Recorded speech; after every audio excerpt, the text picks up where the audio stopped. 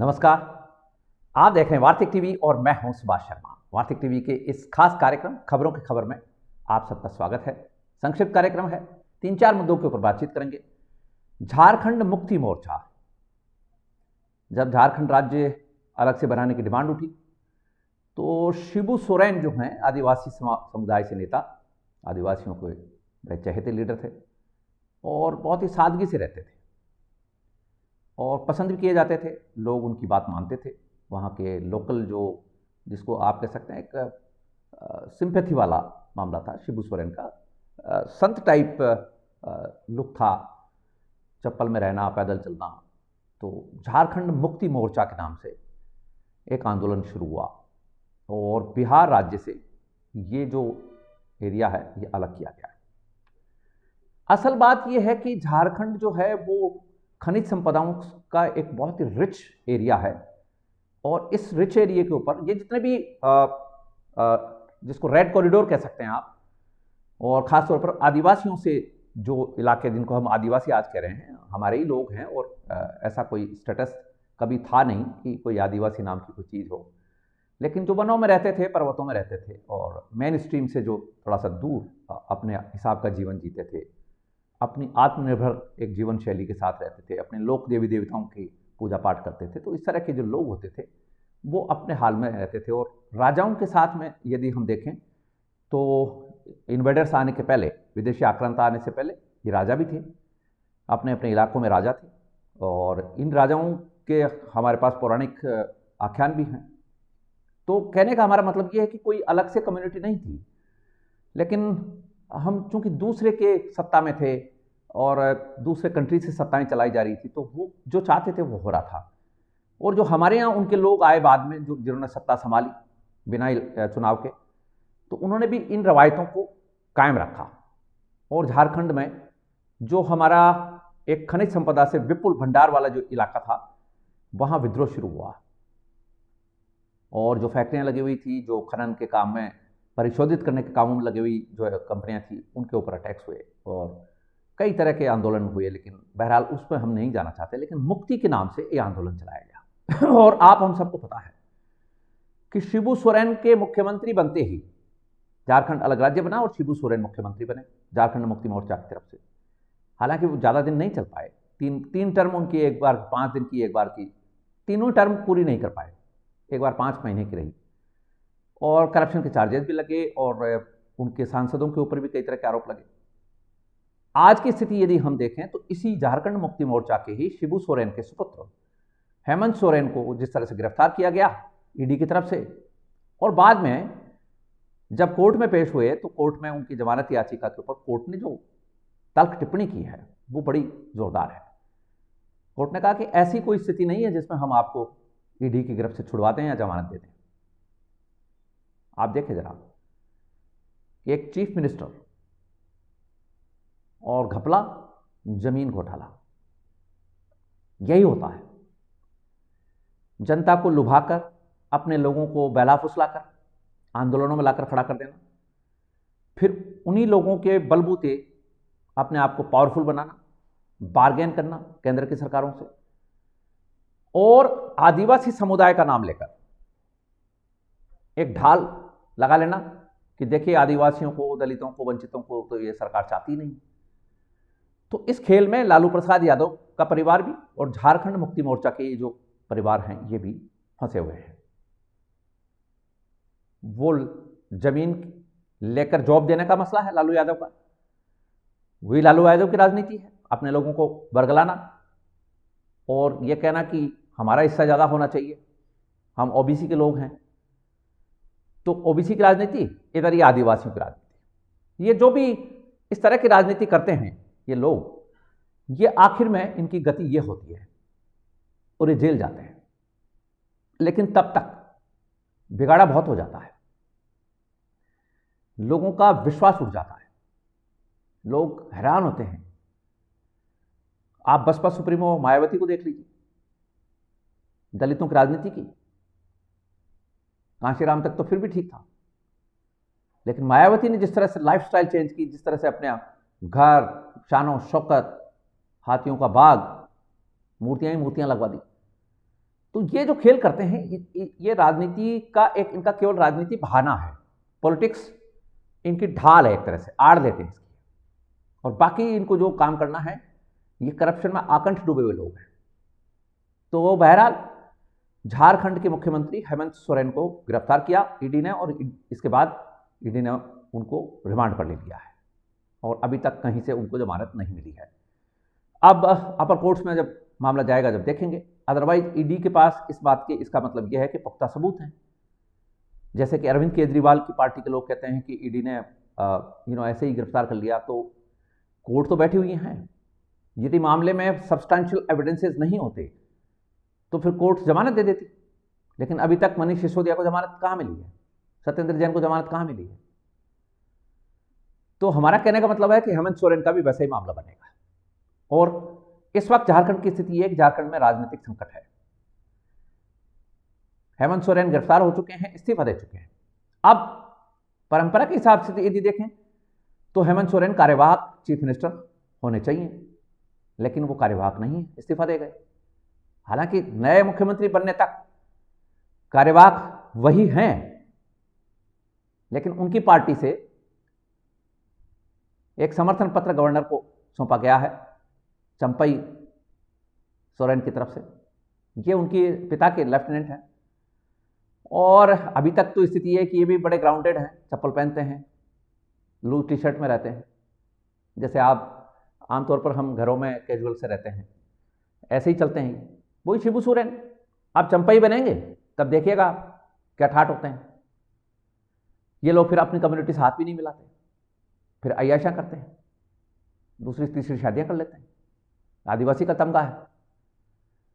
तो बहरहाल झारखंड की स्थिति अभी गंभीर है। हो सकता है कि वहाँ चंपई सोरेन को जिस तरह से बातें चल रही हैं, उनकी पार्टी में भी विरोध है, असल में झारखंड मुक्ति मोर्चा में भी विरोध है। तो गवर्नर को देखना है, और गवर्नर देखेंगे कि क्या उनको वाकई समर्थन है, क्या फ्लोर टेस्ट में वो विश्वास मत हासिल कर सकते हैं। यदि विधानसभा की टोटल स्थिति देखें तो 81 विधानसभा सदस्यों की ये दलीय स्थिति, वहाँ 81 टोटल नंबर्स हैं, और इसमें झारखंड मुक्ति मोर्चा के 29 यानी 29 हैं, कांग्रेस के 17 हैं।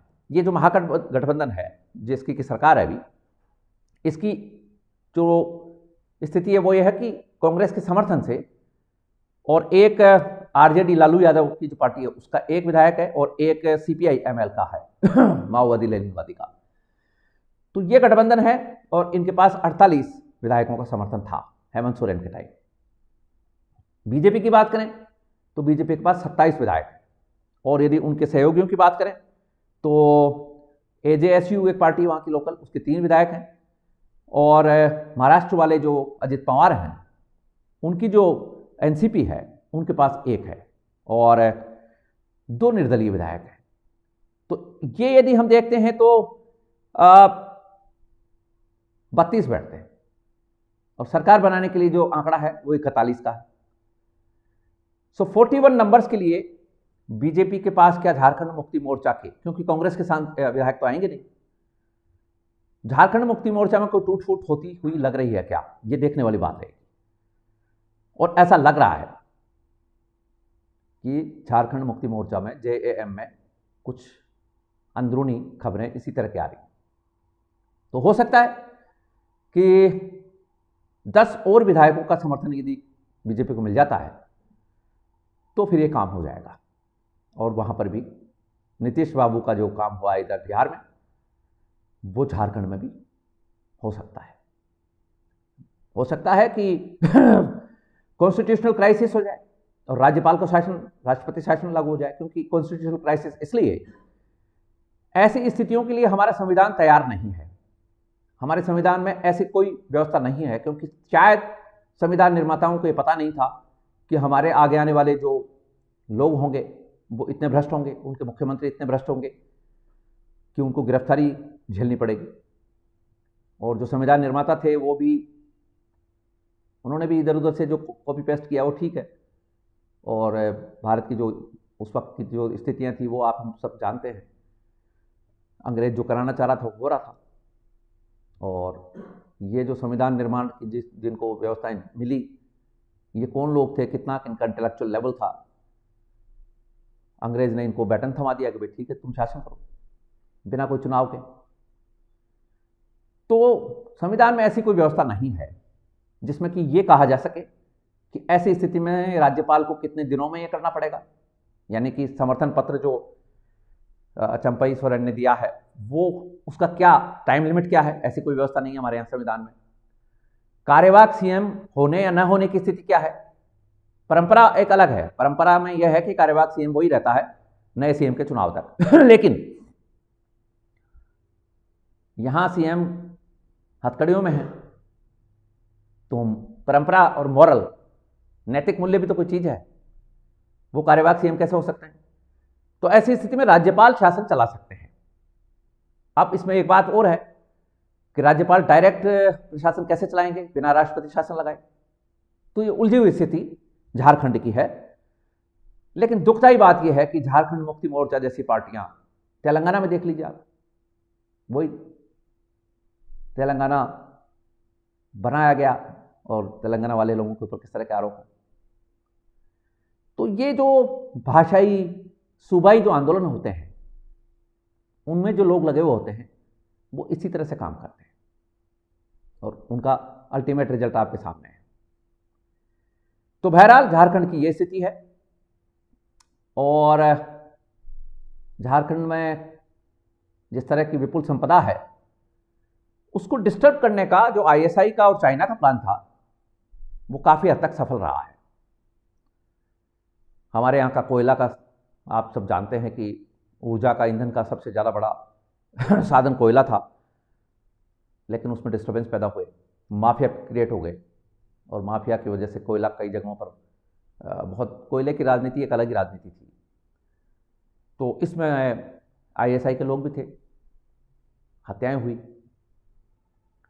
ये कम्युनिस्ट आंदोलन में मुसलमान, हम बार बार कह रहे हैं कि मुसलमानों का बड़ा रोल था और इसलिए था कि अशांति फैलाओ, हर जगह अशांति रखो। और आज भी झारखंड मुक्ति मोर्चा के साथ वहां का मुसलमान है। बात मुसलमानों की चल रही है तो ज्ञानवापी के ऊपर आ रहे हैं। ज्ञानवापी मस्जिद में अब जिस तरह से हिंदू पक्ष गया है और हिंदू पक्ष की तरफ से पैरवी हुई हैं और सर्वे का काम हो रहा है, सर्वे में बहुत सारी चीजें मिली हैं। इस बीच ज्ञानवापी परिसर के दक्षिण में स्थित जो व्यास जी का तहखाना है, ये व्यास जी के तहखाने में पूजा अंग्रेजों से भी पहले से होती आई है, लेकिन 1993 में पॉलिटिकल लोगों ने मुस्लिम तुष्टीकरण की वजह से इस पूजा को बंद करके व्यास जी के तहखाना को बंद कर दिया था और अब जब ये सर्वे हुआ इसमें व्यास जी के तहखाने में भी मूर्तियां खंडित मिली हैं, मूर्तियां मिली हैं, नक्काशी मिली है, स्तंभ मिले हैं।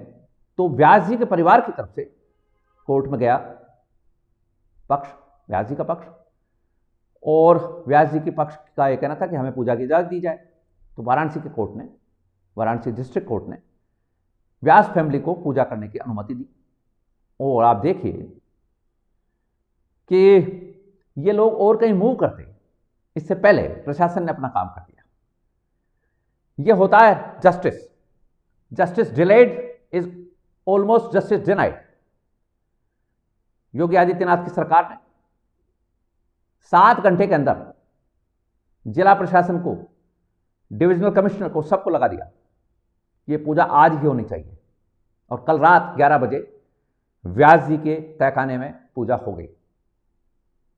ये इसमें भी एक कानूनी एंगल भी है कि मान लीजिए पूजा नहीं हो पाती और इस बीच कोई इस फैसले के ऊपर स्टे आ जाता तो फिर टेक्निकल पेश था, लेकिन अब पूजा शुरू हो गई है तो पूजा शुरू रहेगी और सुनवाई चलती रहेगी। तो पहली जीत जिस वो इन आक्रांताओं ने तो ये कहा था कि कब्जा सच्चा और झगड़ा झूठा।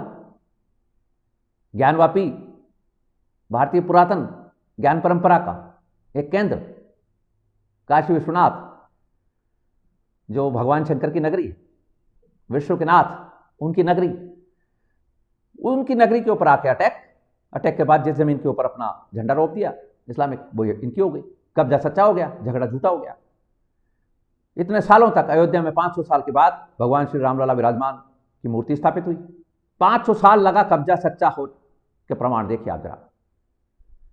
और ये कब्जा करके बैठे हुए थे। अब कह रहे हैं कोर्ट में कि ये वक्फ की संपत्ति है। अरे भाई, ये ज्ञानवापी जो है भारतीय हिंदू सनातनी समुदाय की है, ये वक्फ की किसने वक्फ कर दी? कोई विदेशी आक्रांता आया और उसने कागज लिख दिया कि मैं इसको वक्फ करता हूं।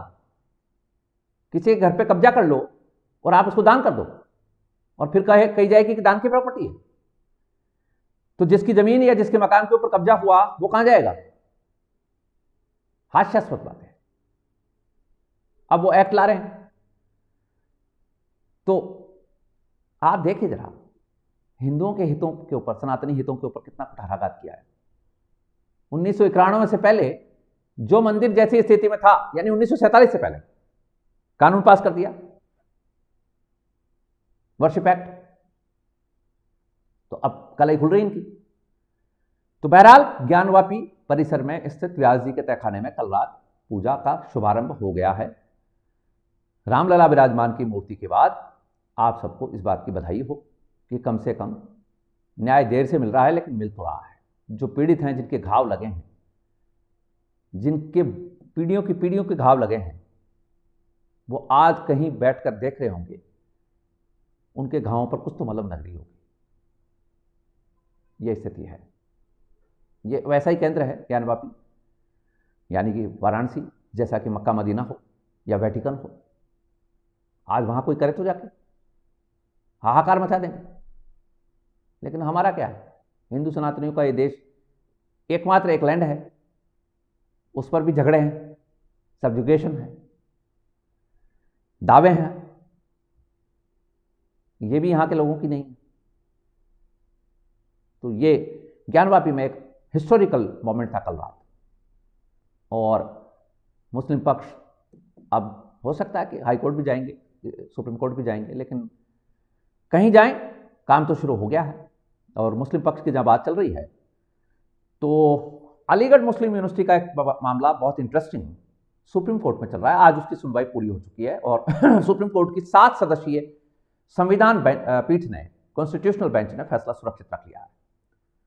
यह फैसला इस बात पर होना है कि अलीगढ़ मुस्लिम यूनिवर्सिटी असल में अल्पसंख्यक इंस्टीट्यूट है, अल्पसंख्यक संस्थान है, या कि देश की मेन स्ट्रीम जो बाकी संस्थाएं हैं उस तरह का संस्थान है, क्योंकि यह संस्थान केंद्र सरकार द्वारा वित्त पोषित है और केंद्रीय यूनिवर्सिटी है। तो आप सोचिए कि भारत सरकार जिसको फंड करती हो, वो संस्थान अल्पसंख्यकों का कैसे हो सकता है? अब बात आती है कि मामला गया क्यों सुप्रीम कोर्ट में। असल बात यह है कि 1951 में, असल और भी यदि हम पीछे जाएं तो 1820 की कहानी है ये। 1817-1820 में सर सैयद जन्म लेते हैं 1817 में, और वो डिप्टी जज बन जाते हैं और वो सोचते हैं कि मैं एक यूनिवर्सिटी, एक मुसलमानों के लिए शिक्षण संस्थान लेकर आऊंगा। लेकिन उन्होंने सरकार, उस वक्त की जो ब्रिटिश सरकार थी, उनसे एक परमिशन ली। मोहम्मडन एंग्लो कॉलेज के नाम से कॉलेज शुरू हुआ। अंग्रेज यानी भारत सरकार ने परमिशन दी और भारत सरकार ने उसका नियम कायदे बनवाए। बाद में वही अलीगढ़ में यूनिवर्सिटी बन गई। इसमें चंदा इकट्ठा किया गया, एक चंदा इकट्ठा करने के लिए कमेटी बनी। इस कमेटी में वहां के राजा सहित बहुत सारे अन्य लोग भी थे।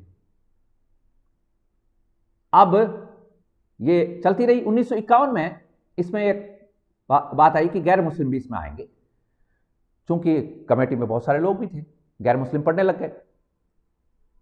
ये करीब 300 एकड़ में फैली हुई यूनिवर्सिटी है, बहुत बड़ा संस्थान है।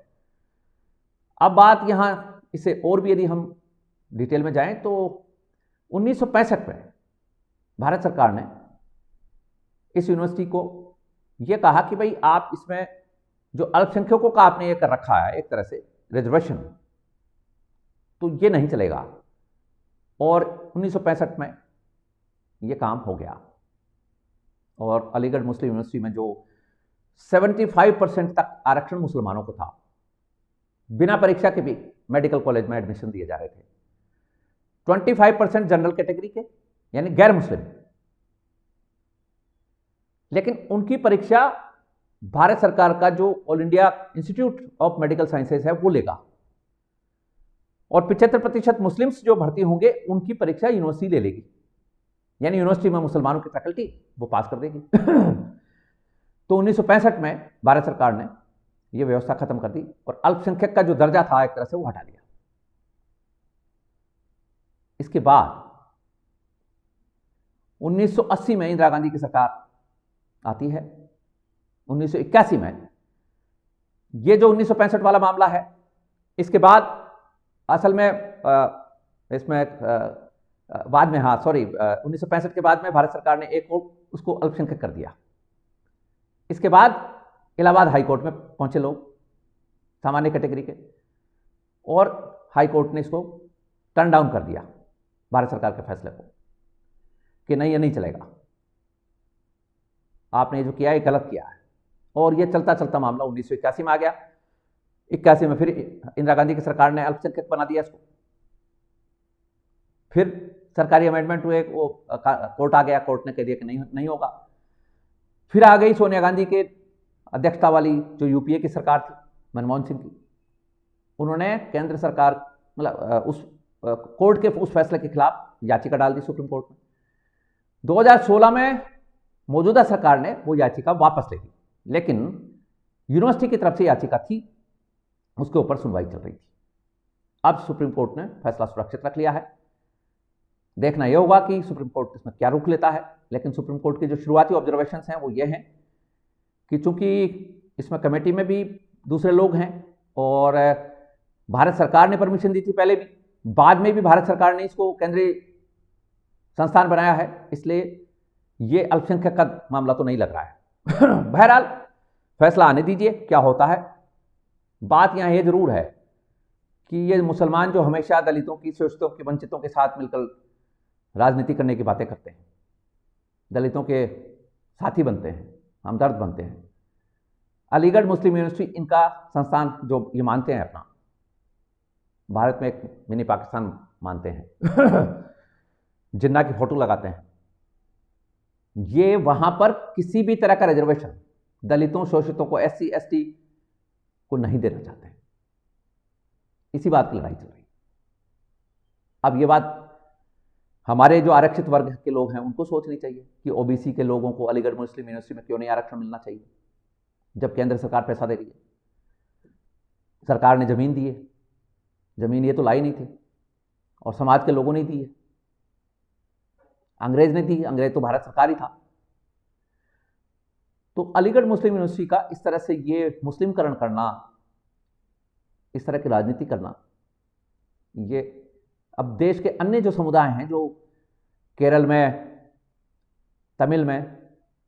तमिलनाडु में जो राजनीति करते हैं मुसलमानों के साथ मिलकर, और मुसलमान इनको बरगलाते हैं, आगे लाते हैं कि तो तुम्हारे तो जातिवाद है, तुम्हारे पूर्वजों के ऊपर इन्होंने अत्याचार किए 2000 साल से। अत्याचार किसने किए ये नहीं बताते, ये खुद जो जिम्मेदार हैं ये नहीं बताते।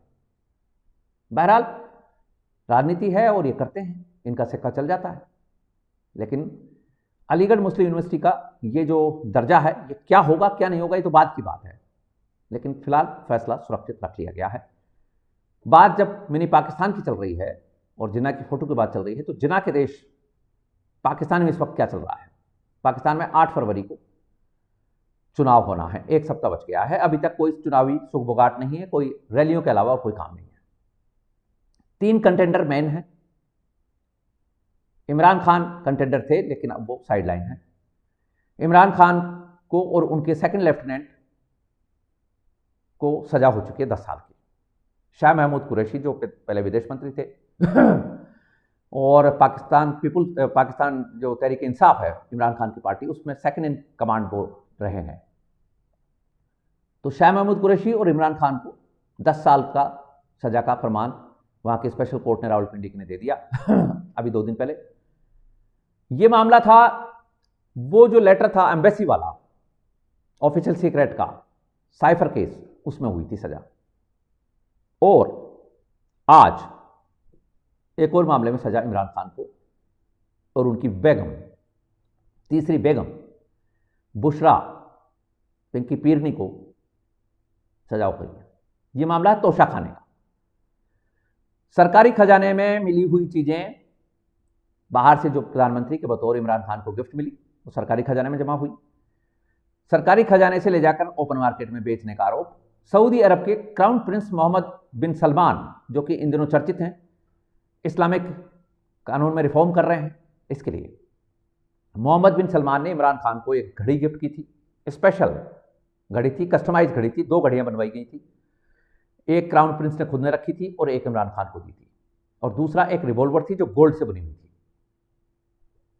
बड़ी पिस्तल टाइप की बंदूक होती है, वो सजावटी थी बेसिकली। ये बाजार में चली गई, पता लग गया। कंपनी ने मोहम्मद बिन सलमान को फ़ोन कराया कि ये घड़ी हमने आपको दी थी, कहीं चोरी हुई है या आपने भिजवाई है। पोल खुल गई, इमरान खान की चोरी पकड़ी गई। इमरान खान की इस चोरी में इमरान खान की तीसरी बेगम बुशरा और उसकी सहेली और उसका एक दोस्त ये मिले हुए थे।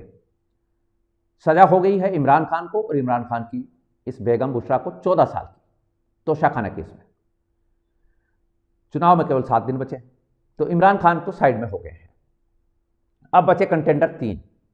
नवाज शरीफ, पूर्व प्रधानमंत्री, जो कि लंदन से अपने जिला बदरी के बाद आ गए हैं, जिला बदर हो गए थे, देश निकाले से आए हैं, वो कंटेंडर हैं। बिलावल भुट्टो, पाकिस्तान पीपल्स पार्टी के जो नेता हैं, वो इसमें कंटेंडर हैं, बेनजीर भुट्टो के पुत्र हैं। और आसिफ अली जरदारी, जो कि वहाँ की राजनीति में एक जो बडेरों का परिवार है, जागीरदारों का परिवार है, उससे आते हैं और वहाँ की जो डीप स्टेट पॉलिटिक्स है उसको जानते हैं। तो आसिफ अली जरदारी और बेनजीर भुट्टो के पुत्र बिलावल भुट्टो तीसरे कंटेंडर हैं। और चौथे हैं मौलाना फजलुर रहमान। ये मौलानाओं की जमात है, तो मौलानाओं की जमात भी इसमें सक्रिय है। अब ये देखने वाली बात ये रहेगी कि पाकिस्तान किसके हवाले होगा यदि चुनाव हुए। तो अभी तक चुनाव की कोई सरगर्मी ऐसी नहीं सुनाई दे रही है जिसका कि ये हो कि हाँ चुनाव होने ही है 8 फरवरी को, क्योंकि आर्मी कुछ भी कर सकती है। आर्मी वहाँ की माइटी है, कोई भी बहाना लेकर चुनाव को टाला जा सकता है। कोई दंगा हो जाएगा तो टाला जा सकता है, या कि हो सकता है कि आर्मी कोई डमी गवर्नमेंट बनाकर और फिर अपना काम शुरू कर दे।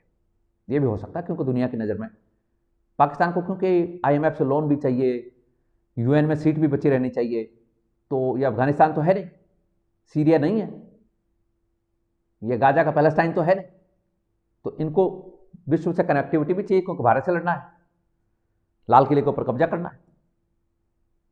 तो ये एक मुखौटा डेमोक्रेसी का ओढ़ते हुए दुनिया को, खास तौर पर अपने अमेरिकी बॉसेस को दिखाने के लिए, चाइना को इस बात की परवाह नहीं। चाइना तो खुद ही डेमोक्रेसी का एक नमूना है, आप देख रहे हैं डेमोक्रेसी है ही नहीं, सिंगल पार्टी तानाशाह का रूल है।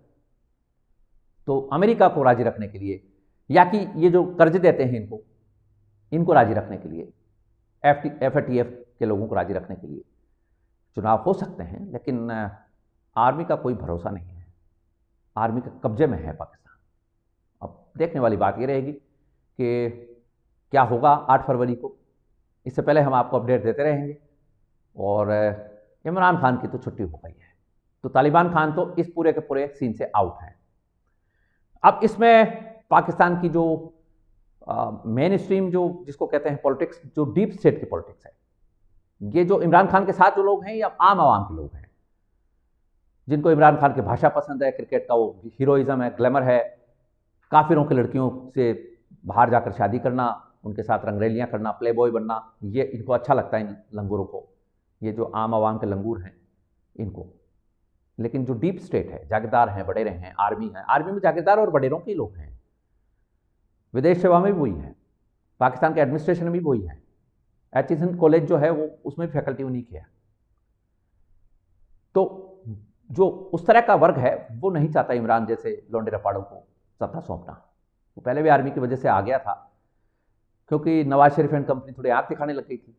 ये डेमोक्रेसी बढ़ाना चाहते थे और भारत से भी दोस्ती करना चाहते थे। तो पहले तो कारगिल करा दिया, और बाद में ये इमरान खान के टाइम में कई अटैक हुए, उरी और पठानकोट के भी। तो वहाँ का डीप स्टेट नहीं चाहता कि भारत के साथ कोई दोस्ती हो। अमेरिका जो कहेगा वो हम करेंगे, अमेरिका हमारा माई बाप है, ये वहाँ के बडेरे और जागीरदारों का कहना है। तो ये अब पेच फंसा हुआ है कि अमेरिका बहादुर क्या चाहता है। अमेरिका बहादुर चाहता है इमरान को बाहर करो और डेमोक्रेसी का कुछ तो स्वांग रचो, तो सॉन्ग रचने की तैयारी है, 1 सप्ताह का समय है, देखते रहेंगे, आपको अपडेट भी देते रहेंगे। तो ये था आज का हमारा एक ब्रीफ प्रोग्राम, आपने हमें ज्वाइन किया, इसके लिए आपका बहुत बहुत आभार, धन्यवाद। I wish you good luck, success and happiness. Thank you so much.